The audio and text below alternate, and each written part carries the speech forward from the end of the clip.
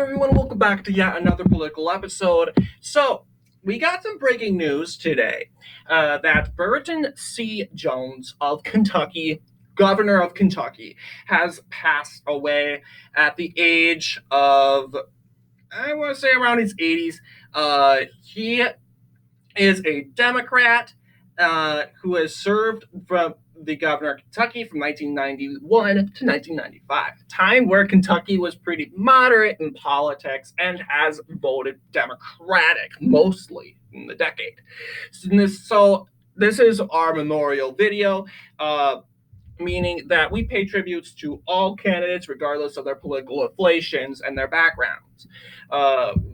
Regardless if they are left of the spectrum or right, regardless if their politics are extreme or either left or right. We are going through a neutral background, and we are going to be looking at facts, not opinions, maybe some opinions, but mostly facts here on Mr. BRERETON Jones and his life and his politics and his life as governor of Kentucky. So let us get started. BRERETON Jones was born in. Okay, let's get it back up here. BRERETON Jones was born in 1919. What am I thinking? 1939. That's a long time. In Gallipolis, Ohio. He then moved from Ohio to Point Pleasant in West Virginia and served on the West Virginia House of Delegates. That is the lower legislature of West Virginia. So after serving in the House of Delegates through 1964 to 1968, Jones moves to said Kentucky, where he serves in politics there. There, he gets the attention from a guy named Governor, not like governor, but he was the running mate at the time. But we get this guy named Wallace Wilkinson, and he selects said, hang on. Oh, I see now. Okay. So, yeah, I lied. Wallace Wilkinson didn't select. Apparently, let's see here, because 1980, let's see, 1987, Kentucky, yeah.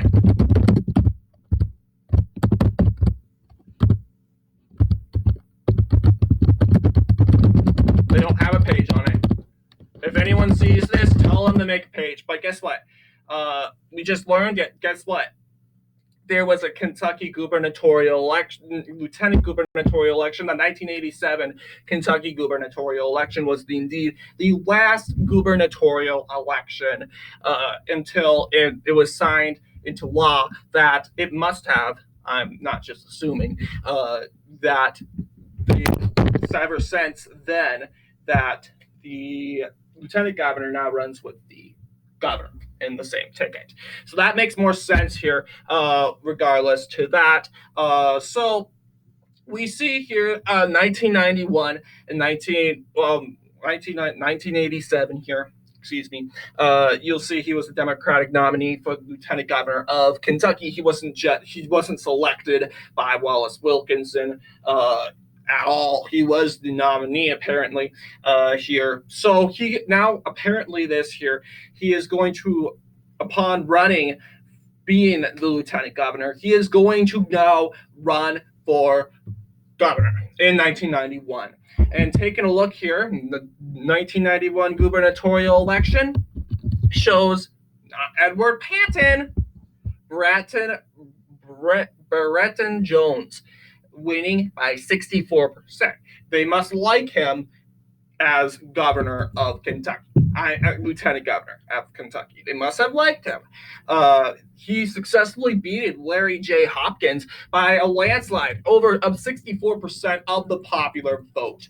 So that was a pretty good landslide win, although the primary elections themselves were pretty close. You'll see that BRERETON Jones won by around 7% of the popular vote.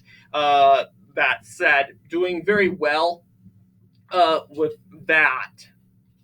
So 7%. And then apparently the Democrats all united and behind Brereton Jones, which eventually helped him pave the way to a victory, a swift victory, a landslide here. This is not surprising because guess what? In the 20th century, Democrats were all elected in the 20th century. I mean, let's be honest. How many Democrat governors did Kentucky have? Most of them being elected in the 20th century. And so, yes, they tend to elect more Democrats in state offices and then vote Republican in presidential elections. Which I get it. They want to kind of make sure that both parties, they're acting like Montana back in the 2010s, where the governor is Democratic, the senators are Democratic, but they vote Republican. They want to make sure each party has a balanced power and influence in their said state, which isn't wrong at all. It's better than being a power hog, which a lot of states these days are being. That is Brereton Jones. So that makes sense. So Brereton Jones here, yep, 64%. I don't know what made him not run for re-election, but instead his running mate, Paul Patton, runs for re-election. He doesn't do as well as, let's just say, like Jones. Jones is the first governor of Kentucky to select a running mate, believe it or not. And Patton was the first lieutenant governor to be selected, not run in a lieutenant governor election. So yes, you'll see it here. Patton won the election. I don't know, what made Brereton Jones. Okay, yeah. Yes. That makes sense. Jones was ineligible to run for a re-election. There were term limits, just like Virginia. Kentucky only had one term limits. Oof. Yeah, life's hard. One term, no other. But that was changed. I don't know when, because if that wasn't changed, Andy Beshear wouldn't be running for re-election right now. So, what do you guys think about the governor, Brereton C. Jones? We want to rest in peace. Rest in peace, Governor Brereton Jones. And great condolences to his family and friends and people that were following him and people that are close to him.